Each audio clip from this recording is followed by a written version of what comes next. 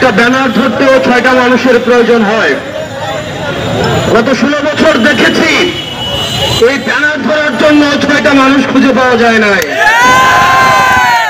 আজকে আপনাদের ব্যানারের পিছনে শত শত মানুষ এসে দাঁড়ায়।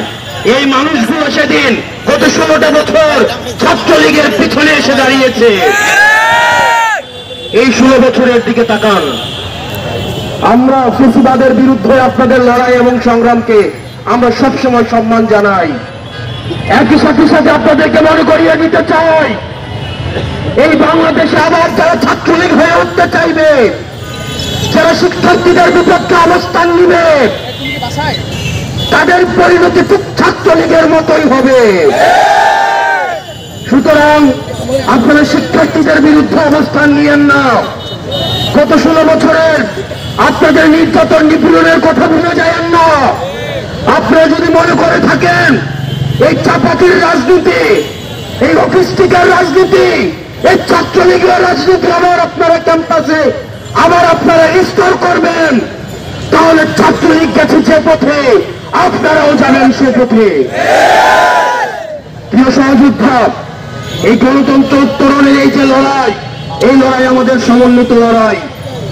এই লড়াই আমাদের যে শহীদ হয়েছে যারা, তাদের রক্তের দায় আমাদের উপরে রয়েছে, তাদের রক্তের দায়বদ্ধতা আমাদের উপরে রয়েছে।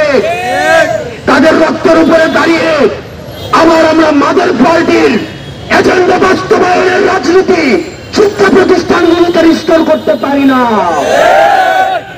আপনার শিক্ষার্থীদের ভাষায় কথা বলুন। শিক্ষার্থীরা কি শুনতে চায়, তারা কি দেখতে চায়, শিক্ষা প্রতিষ্ঠানগুলোতে কেমন রাজনীতি করতে চায়, তারা কি চায়। আপনার শিক্ষার্থীদের জন্য যদি রাজনীতি করতে চান, তাহলে আপনাদের শিক্ষার্থীদের ভাষায় কথা বলতে হবে, তাদের মতের সাথে চলতে হবে, তাদের পথে চলতে হবে। কিন্তু আপনারা যদি আবার ক্যারিয়ার পলিটিক্স করতে চান, আবার ছাত্রলীগ করতে চান, হল দখল করতে চান, সিট বাণিজ্য করতে চান, চাঁদাবাজি করতে চান, টেন্ডারবাজি করতে চান, আপনার পরিণত হবে সাদ্দামের মতো, মতো। গত 16 বছরে আপনাদের বিরুদ্ধে যে নির্যাতন হয়েছে, এই ফ্যাসিবাদী আওয়ামী লীগ আপনাদেরকে যেভাবে নির্যাতন নিপীড়ন করেছে, আপনারা মুসলিম ছিলেন, আপনারা জালিম হয়েন না। আপনারা মুসলিম ছিলেন, আপনারা জালিম হয়েন না। আপনারা মুসলিম ছিলেন, মুসলিম যখন জালিম হয়ে উঠে তখন পৃথিবী বসবাসের অযোগ্য হয়ে যায়।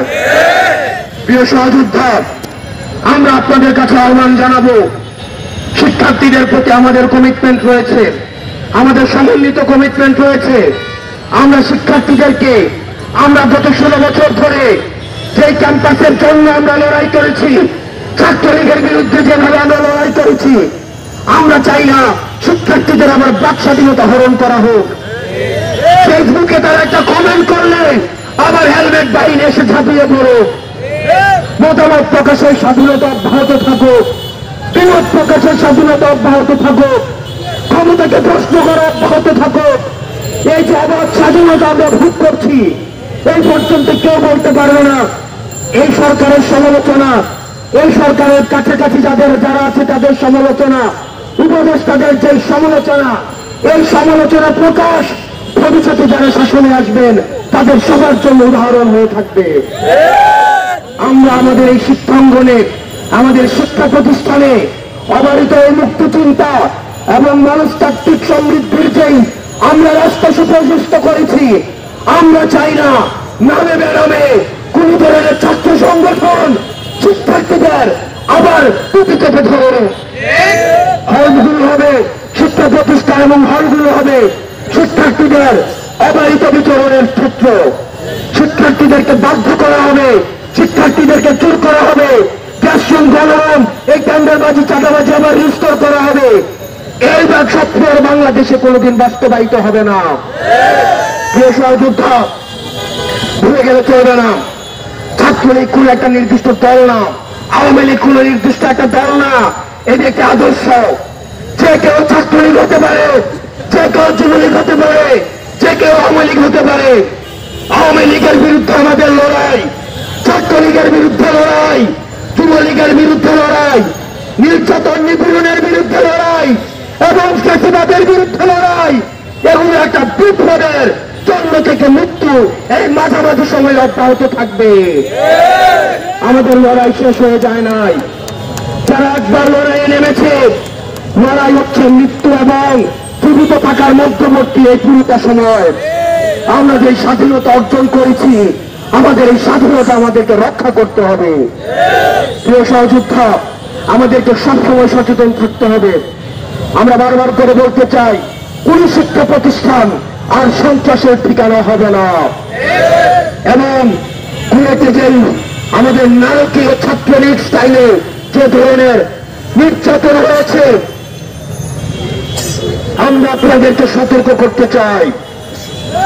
আপনারা যদি মনে করে থাকেন কুয়েতে আপনারা আপনাদের পাওয়ার পলিটিক্সের আপনারা এখানে মহড়া দিয়েছেন, এই 56,000 বর্গ মাইলে আর পাওয়ার পলিটিক্সের কোন ঠিকানা হবে না। কুয়েতে যেই নারকীয় যে নির্যাতন হয়েছে এবং জুলাই ব্যাপী যে ধরনের নারকীয় নির্যাতন হয়েছে, আগামীকাল সারা বাংলাদেশের সকল শিক্ষা প্রতিষ্ঠানে এই নারকীয় নির্যাতনের ভিডিও চিত্র প্রকাশিত হবে।